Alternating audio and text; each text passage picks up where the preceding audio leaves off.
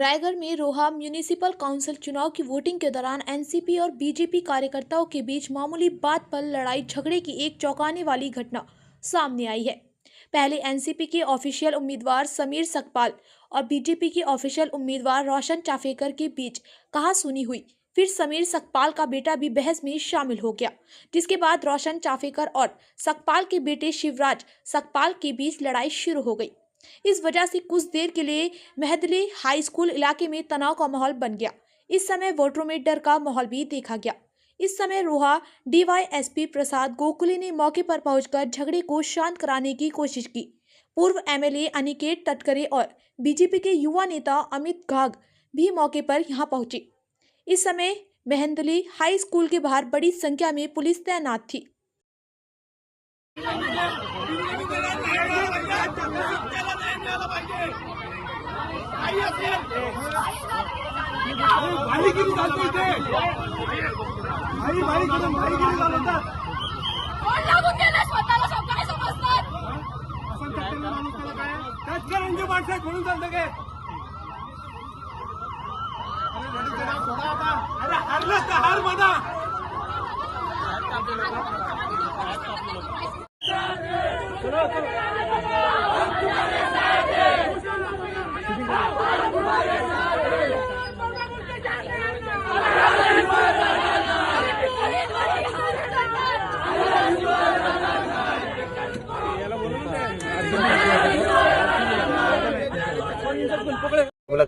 Sir, रोह्यामध्ये देखील असाच वाद झाल्याचं या ठिकाणी समोर आलंय। मोठ्या प्रमाणावर कार्यकर्ते जमले होते।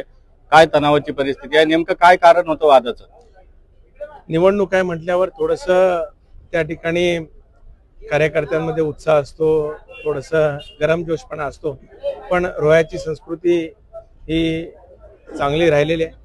राष्ट्रवादी काँग्रेस पक्ष आणि भारतीय जनता पक्षांच्या काही सहकार्यामध्ये थोडीशी या मतदानाच्या दरम्यान काही थोडीफार वाताबात झाली, पण मी असेल, आमचे भारतीय जनता पक्षाचे आमचे सहकारी असेल, आम्ही सामंजस्याची भूमिका घेऊन मतदानाला किंवा या सर्व प्रक्रियेला कुठल्याही प्रकारचा गालबोट लागणार नाही याची पूर्णपणे खबरदारी आम्ही दोन्ही पक्षाचे जबाबदार कार्यकर्ते घेणार।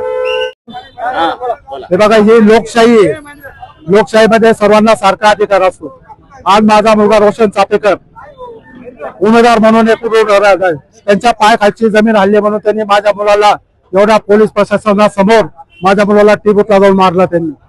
आणि माझ्या मुलाचा उद्या काही कमी जास्त झालं त्याला जबाबदार कोण? आज जर पोलीस लोकांनी जर कंप्लेंट नाही घेतली आणि त्याला जर अटक नाही केली तर मी सर्वांसमोर आत्मदहन करणार आहे। आज एवढं मी निश्चित सांगतो। उद्या माझ्या मुलं जाऊन आज एवढ्या हजारो लोकांसमोर तो जर मारत असेल तर उद्या आम्हाला इथं राहायचंय, उद्या जबाबदारी कोण घेणार आहे? आणि असं सगळे नेम त्यांचे। मी कुठल्या पक्षाचा नाहीये, माझा मुलगा बीजेपी मधून कमळ चिन्ह उभा आहे आणि टिबूतला तो व्यवस्थित त्याचं असताना ज्यांचं त्यांनी त्यांच्या मुलांनी जाऊन माझ्या मुलाला मारलेलं आहे।